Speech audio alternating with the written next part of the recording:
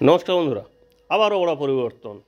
কারণ নতুন income tax act 2025 অর্থাৎ নিউ ইনকাম ট্যাক্স বিল 2025 বাতিল করে দেওয়া হলো।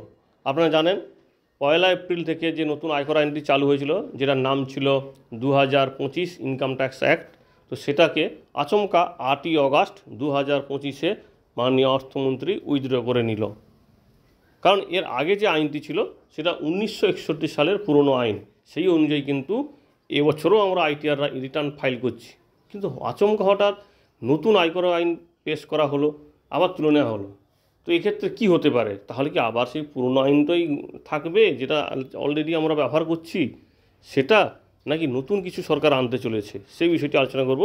আশা ভিডিও শেষ করে দেবেন, কারণ ইনকাম ট্যাক্স অ্যাক্টের বড় বড় যে পরিবর্তনগুলো হয় সেগুলো কিন্তু এইরকম একটি বিলে। তো 13ই ফেব্রুয়ারি 2025-এ ইনকাম ট্যাক্স অ্যাক্ট নতুন যে আইন 2025 যেটাকে বলা হচ্ছে সেটা পেশ করা হয়েছিল, এবং যেটা আইন হিসেবে পাসও হয়ে গিয়েছিল, এবং তার ফলে কী হলো, 1961 যে পুরনো আয়কর আইন বাতিল হয়ে যায়। কিন্তু শুক্রবার এই 8ই আগস্ট সেটাকে আবার উইথড্র করে নিল মাননীয় অর্থমন্ত্রী।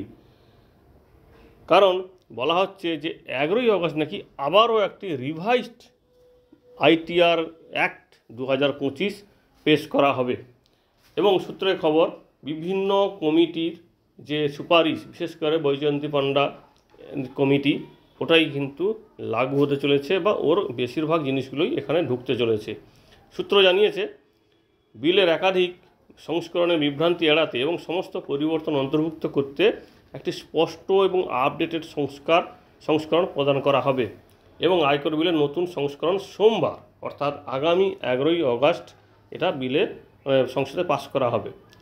কারণ এর আগে যে কমিটিটা গঠন করা হয়েছিল, সেই বৈজয়ন্ত পান্ডার নেতৃত্বে যে কমিটি, সেই কমিটি কিছু সুপারিশ করেছিল, এবং সেই সুপারিশ প্রায় 450 পাতার ছিল, 4,500 পাতার ছিল, এবং 285টি পরিবর্তনের কথা বলা হয়েছিল। তো মোটামুটি বলা হচ্ছে যে এর অধিকাংশই নাকি নেওয়া হচ্ছে, যার মধ্যে অবশ্যই গুরুত্বপূর্ণ হচ্ছে গৃহ সম্পত্তি থেকে আয়।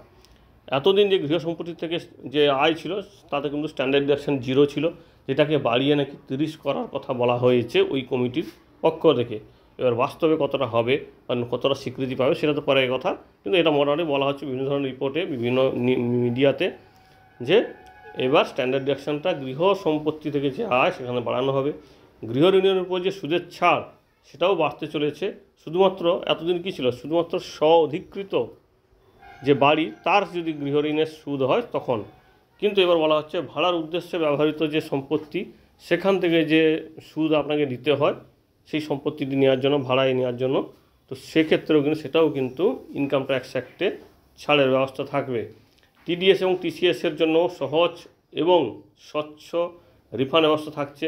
এতদিন কী ছিল, আইটিআর রিটার্ন ফাইল করার পরে কিন্তু আর রিফান্ড দাবি করার কোনো জায়গা ছিল না, যেটা কিন্তু এবার বলা হচ্ছে না, এর পরবর্তীতে আইটিআর রিটার্ন ফাইল করার পরেও কিন্তু আপনার যদি রিফান্ড থাকে সেটা আপনি ক্লেম করতে পারবেন, এবং সেটা কোনো জরিমানা ছাড়াই।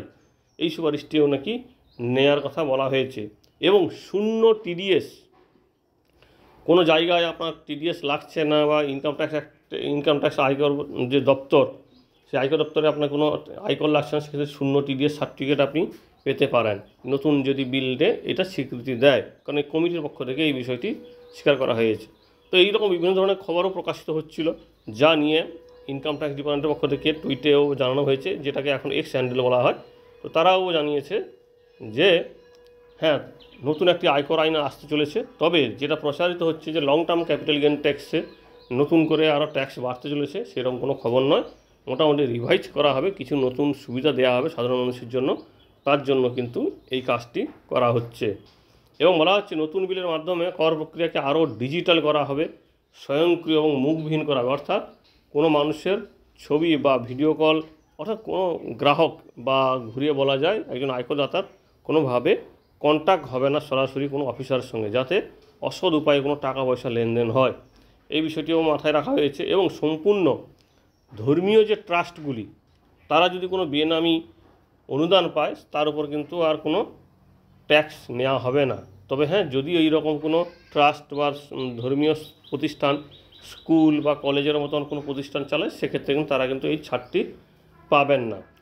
নিম্নকক্ষে আপনারা জানেন যে বিলটি পেশ হয়েছিল, এই বর্তমান যে আয়কর আইনটি চালু হয়েছে 2025 বলে, এবং সেটা 1961 স্থলাভিত মানে জায়গাতে সেটা এসছে, কিন্তু পরবর্তীতে সেটার কিছু পরিবর্তনের জন্য এই কাজটি করা হচ্ছে। তো অনেকেই হয়তো বলতে পারেন এই কয়েকদিন আগে তো পেশ হলো, এটা আবার পরিবর্তন কারণটা হচ্ছে সরকার চাইছে যে মানুষকে আরও বেশি কিছু সুযোগ সুবিধা দিতে। এমনিতেই যে 1961 যে আইনটি সেটাও কিন্তু 65 বারের কাছাকাছি সংশোধন হয়েছে, এবং 65 বার সংশোধনীর মধ্যে মানে সংশোধন যে হয়েছে তার মধ্যে প্রায় 4000 বার বিভিন্ন ধরনের পরিবর্তনও করা হয়েছে।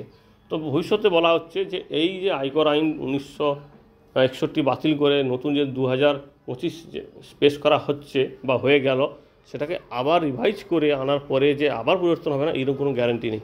আবারও হয়তো পরিবর্তন হবে, সাধারণ মানুষ বা দেশের নাগরিকদের স্বার্থে হয়তো এই সুবিধাটি নেওয়া হবে। তো দেখা যাক, অপেক্ষা করা যাক 2025-এর 11ই আগস্ট অর্থাৎ আগামী সোমবার নতুন আয়কর আইন কী বলে, কী পরিবর্তন হয় সেই বিষয়টিও আপনারা নজর রাখুন, আমরাও নজর রাখবো, আপনাদের সঙ্গে আমরা শেয়ার করব।